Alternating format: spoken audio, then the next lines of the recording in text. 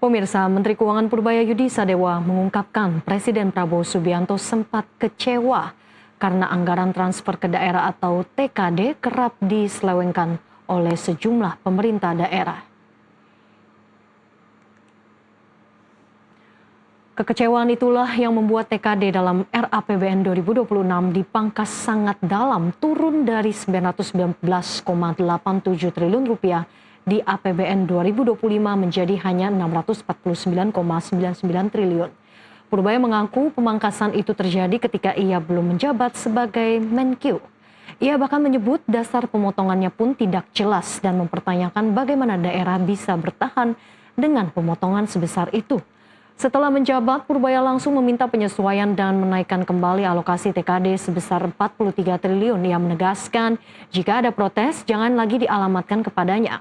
Meski begitu, Purbaya menekankan dirinya siap menormalisasi TKD pada 2026 asalkan pemerintah daerah memperbaiki belanja, mempercepat penyerapan dan menutup kebocoran anggaran.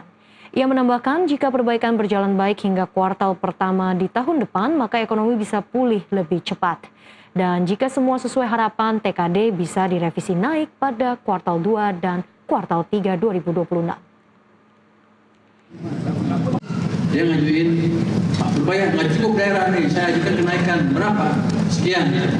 Sudah cukup, sudah saya setujuin. Saya nggak ngerti lagi, ini cukup nih, cukup.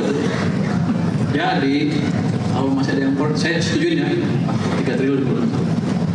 Jadi kalau ada protes-protes jangan saya lagi, protes seperti itu, kurang.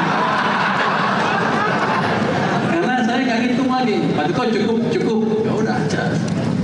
Ternyata masih kurang.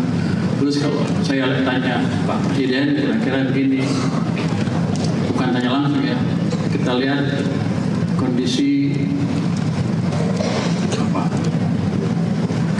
Bukan kondisi apa dia bilang? Kejiwaan, kondisi kebatinan lah. Kalau kejiwaan di sana, kondisi kebatinan di sana seperti apa waktu itu? Rupanya beliau agak kecewa dengan belanja daerah yang banyak diselewengkan. Oke, kalau gitu. Jadi kalau sekarang saya bilang lagi ada presiden, Pak Presiden naikin